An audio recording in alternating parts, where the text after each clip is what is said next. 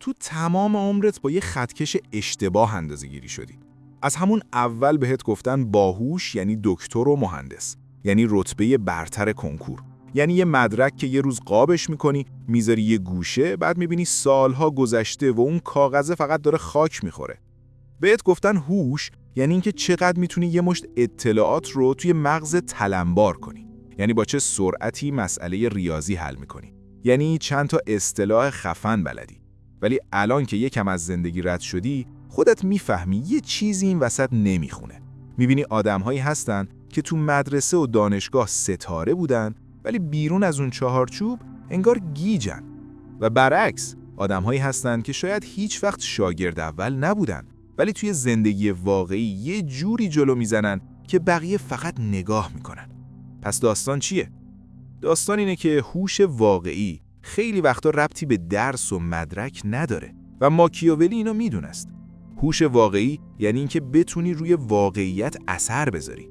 یعنی قبل از اینکه زندگی تو رو هل بده اینور و اونور، تو خودت جهت رو انتخاب کنی. یعنی بتونی تصمیم بگیری و پای تصمیمت وایسی، نه اینکه هر اتفاقی افتاد بگی قسمت بود. و آره، این حرفا ممکنه یکم تلخ باشه، چون قراره آینه بذارم جلوت. ممکنه توی این آینه یه چیزایی ببینی که دوست نداشته باشی ببینی، ولی اگه اهل تغییر باشی، همین درد میشه شروع رشد. حالا یه کاری بکن. همین الان قبل از اینکه بری سراغ ادامه ویدیو، یه لحظه فکر کن. تو واقعاً داری زندگی میکنی یا داری یه سناریویی رو بازی میکنی که یکی دیگه برات نوشته؟ خانواده، مدرسه، جامعه، ترند، ترس از قضاوت، کدومشون داره فرمان میده؟ اگه تا ته این ویدیو بیای، یه نردبون 7 پله‌ای بهت میدم. نه از اون مدل‌های فانتزی. یه نردبون که کمک میکنه بفهمی الان دقیقاً کجایی و قدم بعدی چیه.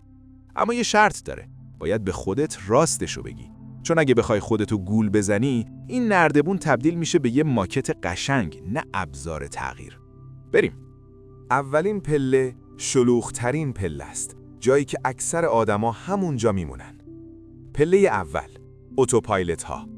برو توی خیابون، توی شلوغی مترو، توی صف نونوایی، توی ترافیک، به آدما نگاه کن. به چشماشون نگاه کن. خیلیاشون بیدارن ولی انگار بیدار نیستن. بدن حرکت میکنه اما ذهن خوابیده. اینا همون اتوپایلوت ها هستن. اشتباه نکن. اتوپایلوت بودن یعنی احمق بودن؟ نه، اصلاً. ممکنه ضریب هوشی بالایی داشته باشن. ممکنه پزشک باشن، وکیل باشن، مهندس باشن، برنامه‌نویس خفن باشن. ممکنه حافظ را از بر باشن، ولی از نظر زندگی کردن روی حالت واکنشی هن. ساعت زنگ میخوره، بیدار میشن. رئیس یه چیزی میگه، انجام میدن. اخبار یه چیزی میگه، باور میکنن.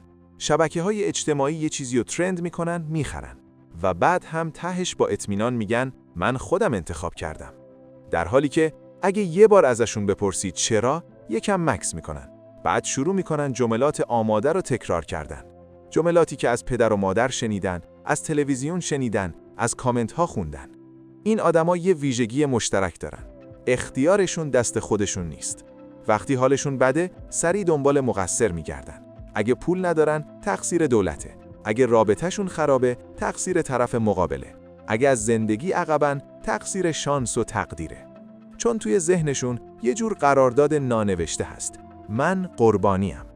اگه توی این سطح باشی، احتمالاً میخوای این ویدیو رو ببندی. چون تحمل شنیدن حرفهای مخالف اکثریت افراد جامعه رو نداری. چون مطالبی که باعث آگاهی عموم مردم یک جامعه میشه، توسط قدرت‌های برتر و صاحبین سرمایه بایکوت و سانسور میشه. ولی یه نکته مهم، بعضی وقتا همین آدم یه لحظه میشینه و یه درد عجیبی میاد سراغش. یه حس خفه کننده که میگه این زندگی مال من نیست. اون لحظه یه چیزی توی وجود تکون میخوره و خیلیا اشتباه میکنن و فکر میکنن این فقط افسردگیه. نه، گاهی این صدای بیدار شدنه. اما مراقب باش، بیدار شدن تو رو یهو تبدیل به آدم عمیق نمیکنه. خیلی وقتا فقط تو رو پرت میکنه پله 2. پله دوم، نقاب پوش‌ها. نقاب پوش‌ها همونایی هستن که فهمیدن یه خبری هست. فهمیدن که دنیا فقط درس و مدرک نیست. فهمیدن که خیلی چیزا نمایشه. ولی چون هنوز تجربه و عمق ندارن، به جای اینکه واقعاً رشد کنن، شروع میکنن نقش بازی کردن. میخوان بقیه فکر کنن باهوشن، میخوان با کلاس به نظر بیان، میخوان توی جمع بدرخشن. واسه همین پر میشن از کلمات قلمبه سلمبه، جملات نیمه فلسفی، نقدهای آماده، نظرات تند. امروز یه ترند میاد، اینا زودتر از همه دربارش حرف میزنن. نه لزوماً چون مهمه، چون میخوان دیده بشن. نقاب پوش به تشویق معتاده، به لایک، به تایید، به اینکه اون گروهی که دوست دارم قبولم کنن بگن آفرین. برای همینم وحشت داره از اینکه لو بره. وقتی ازش سوال واقعی بپرسی، وقتی مجبورش کنی یه مسئله جدید رو حل کنه، یهو گیر میکنه. چون اون چیزی که داره اطلاعات و تقلیده، نه قدرت خلق. و بدترش اینه، نقاب پوش یه حس برتری کاذب میگیره. به اتوپایلوت ها نگاه میکنه و میگه اینا خوابن، من بیدارم. ولی حقیقت اینه که نقاب پوش فقط از یه خواب رفته توی یه خواب دیگه. خواب من خواستم. اگه دیدی زیاد دنبال بحث و جدل و ثابت کردن حق بودنی، اگه دیدی بیشتر از این که دنبال فهمیدن باشی، دنبال پیروزی توی بحثی، احتمالاً هنوز نقاب رو بر نداشتی.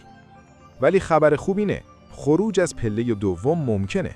شرطش اینه که جرأت کنی یه چیز رو قربانی کنی. تصویرت پیش بقیه رو. باید یه مدت ساکت شی. باید یه مدت کمتر حرف بزنی و بیشتر ببینی. اگه این کار رو بکنی، میرسی به پله 3. پله سوم، فرصت سنج ها. اینجا دیگه شوخی نیست. فرصت سنج ها واقعاً بازی رو میبینن. نه به سبک حرف، به سبک نتیجه. فرصت سنج دنبال این نیست که باهوش به نظر بیاد. دنبال اینه که کارش جلو بره. دنبال اینه که خروجی داشته باشه. فرصت سنج میفهمه آدم‌ها چی میخوان، از چی میترسن، کجا کوتاه میان، کجا سفت میستن. میفهمه ساختار پاداش و تنبیه چیه. یاد میگیره زمان بندی یعنی چی. یاد میگیره کی حرف بزنه، کی ساکت باشه. یاد میگیره رابطه یعنی چی، مذاکره یعنی چی، اولویت یعنی چی. فرصت سنج میتونه موفق بشه. میتونه توی کار، توی پروژه ها، توی درآمد جلو بزنه. ولی یه تله خطرناک داره. کم کم همه آدم ها براش میشن ابزار، میشن مهره. و وقتی همه چیز شد مهره، اعتماد میمیره، صمیمیت میمیره، آرامش میمیره. فرصت سنج دائم پشت سرش رو نگاه میکنه، چون فکر میکنه همه مثل خودش فرصت سنجن. یه جور پارانویا میاد سراغش، یه جور پوچی. برای همین خیلی از آدمهای ظاهراً موفق رو میبینی که پول دارن، جایگاه دارن، ولی شب که میشه ذهنشون خاموش نمیشه. دائم دارن اسکن میکنن. تهدید، فرصت، رقیب، رفیق، نقشه، ضد نقشه. اگه از این پله بخوای سالم رد شی، باید یه چیز اضافه کنی که فرصت سنج‌ها کم دارن. اراده عمل مستقیم. اینجا میرسیم به پله 4. پله 4م، پیش برنده ها.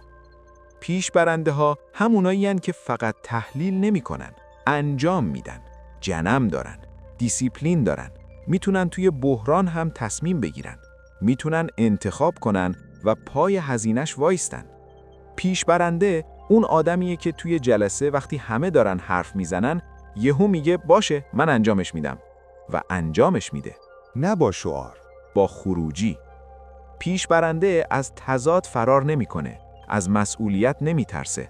میدونه بعضی تصمیم‌ها محبوبت نمیکنه، ولی میپذیره. اما پیش برنده هم یه ضعف مرگبار داره. چون جلوی صحنه است، زود هدف میشه. چون کار رو با انرژی خودش جلو میبره، زود میسوزه.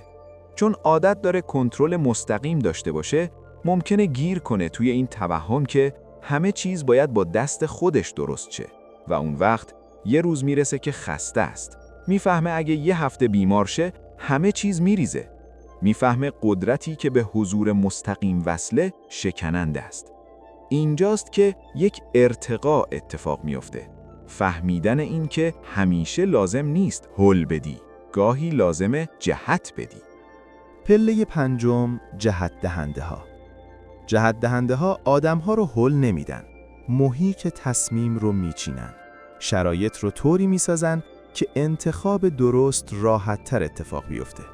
این یعنی به جای جنگیدن با آدم ها با سیستم کار میکنن. ولی این پله یه خط قرمز داره. چون جهت دادن میتونه دو جور باشه. یا برای رشد و بهبود، یا برای سوء استفاده و دستکاری. و اینجا دقیقاً همون نقطه‌ایه که خیلی‌ها سقوط میکنن. جهت دهنده سالم کسیه که میگه من میخوام آدم‌ها انتخاب‌های بهتری داشته باشن بدون اینکه شخصیتشون له بشه. اما جهت دهنده ناسالم میگه من میخوام آدم‌ها همون کاری رو بکنن که من میخوام، حتی اگه به ضررشون باشه. و مشکل اینه وقتی زیاد با رفتار آدم‌ها بازی کنی، کم کم خودت هم نقاب میشی. یه جوری میرسی به جایی که دیگه نمیدونی کی هستی. هر جمعی یه نسخه از تو رو میبینه، هر رابطه یه پروژه میشه و تو وسط این همه نقش خالی میشی. برای اینکه از پله 5 عبور کنی، باید یه قدم بزرگتر برداری. به جای دستکاری انتخاب‌ها، قواعد رو بسازی. پله 6، قاعده سازها. قاعده سازها دنبال کنترل آدم‌ها نیستند، دنبال ساختن مسیرن. میفهمن رفتار انسان خروجی محیطه، پس به جای اینکه با تک تک آدم‌ها بجنگن، قوانین بازی رو طراحی میکنن. ساختار، فرهنگ، الگوریتم، فرایند، مشوق، استاندارد. قاعده ساز اون آدمیه که وقتی بقیه دارن سر یه موضوع توی شبکه‌های اجتماعی همدیگر رو میخورن، اون اصلاً وارد دعوا نمیشه. چون میدونه دعوا مهم نیست. مهم اینه که چرا این دعواها هر روز تکرار میشن. مهم اینه که چه سیستمی از این سر و صدا سود میبره. قاعده ساز میفهمه اگر راه رو بسازی، خیلیا خودشون تا ته راه میرن و فکر میکنن انتخاب خودشون بوده. و بله، این فهم میتونه دنیا رو عوض کنه. ولی قاعده ساز هم یه دام داره. وابستگی به ساخته خودش. کم کم خودش رو با سیستمش یکی میکنه. اگه سیستم خراب شه، انگار خودش خراب شده. اگه پروژه شکست بخوره، هویت خودش میشکنه. چون هنوز یه من پنهان هست که به خروجی بیرونی وصل شده. و اینجا میرسیم به آخرین پله. پله‌ای که خیلیا حتی نمیدونن وجود داره. پله 7، بی‌نیازها. بی‌نیاز بودن یعنی چی؟ یعنی تو بالاخره به جایی میرسی که دیگه برای زنده بودن به تشویق، به توجه، به پیروزی، به تأیید، به ترسوندن و به ثابت کردن وابسته نیستی. آدم سطح 7 به چیزی چنگ نمیزنه. نه به عنوان، نه به پول، نه به تصویر خودش در ذهن دیگران و نه حتی به بردن.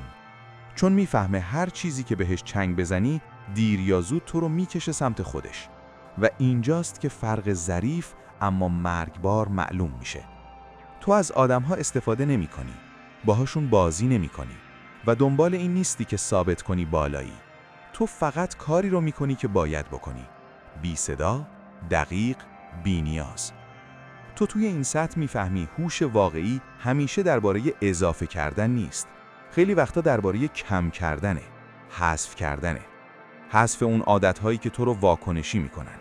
حذف آدم‌ها و فضاهایی که تو رو می‌کشن سمت نمایش. حذف دعواهای بی‌ارزش. حذف نیاز مریضگونه به این که حق با تو باشه. بی نیاز یعنی حذف هر چیزی که تو رو از مسیر خودت منحرف میکنه. یعنی تاکسازی ذهن از صداهای اضافی. صدای پدر و مادر، جامعه، ترند، ترس، عقده و حتی صدای اون من قدیمی که هنوز دنبال تاییده. و وقتی این صداها خاموش میشن، یه چیز میمونه. تصمیم. تصمیمی که از اعماق میاد، نه از واکنش. تصمیمی که بهانه نمیسازه. تصمیمی که مذاکره نمیکنه. تصمیمی که دنبال مجوز نمیگرده. در سطح 7 بزرگترین سلاح تو اطلاعات نیست، کاریزما نیست، پول نیست، شبکه نیست. بزرگترین سلاح تو نگفتنه. نگفتن به هر چیزی که تو رو از مسیرت بیرون میکشه. نگفتن به وسوسه دیده شدن. نگفتن به این که ثابت کنی حق با توه. نگفتن به این که هر حرفی رو جواب بدی. نگفتن به این که هر جا رفتی خودتو توضیح بدی. بی‌نیازهای ویژگی عجیب دارن. وقتی هیچ کس نگاه نمیکنه، همون آدمیان که وقتی همه نگاه میکنن. اونجا دیگه نقاب لازم نیست. اونجا دیگه نقش لازم نیست. تو میپرسی خب نتیجه سطح 7 چیه؟ نتیجهش اینه. تو به آدمی تبدیل میشی که حضورش محیط رو تغییر میده. بدون اینکه زور بزنه. نه با نمایش، نه با تهدید، نه با عملیات روانی. فقط با بودن. اون وقت یه اتفاق عجیب میفته. آدم‌ها یا ناخودآگاه ازت فاصله میگیرن یا ناخودآگاه بهت نزدیک میشن. چون تو برای اولین بار مثل بقیه گرسنه نیستی. گرسنه تایید، گرسنه توجه، گرسنه کنترل. تو گرسنه نیستی، پس خطرناکی. و حالا بذار حقیقت آخر رو بگم.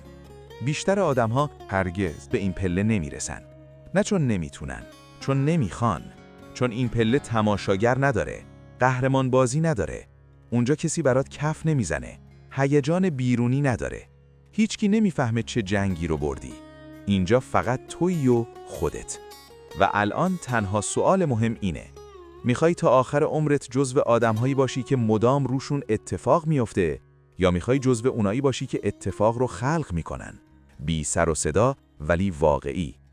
اگه میخوای از همین امشب شروع کنی، یه تمرین ساده دارم. ساده است ولی شوخی نیست. یه کاغذ بردار، بنویس الان کدوم پلم. بعد زیرش بنویس برای رفتن به پله بعدی چی باید حذف کنم. نه چی اضافه کنم، چی حذف کنم. چون خیلی وقتا زندگی بهتر با بیشتر داشتن شروع نمیشه. با کمتر بودن چیزهای اشتباه شروع میشه. بعد یه هفته حرف نزن. فقط عمل کن. نه برای اینکه کسی ببینه. برای اینکه خودت بفهمی تو هنوز بازیگری یا داری کم کم تبدیل میشی به کسی که بازی رو اداره میکنه. همین. ساکت شو و شروع کن به ساختن.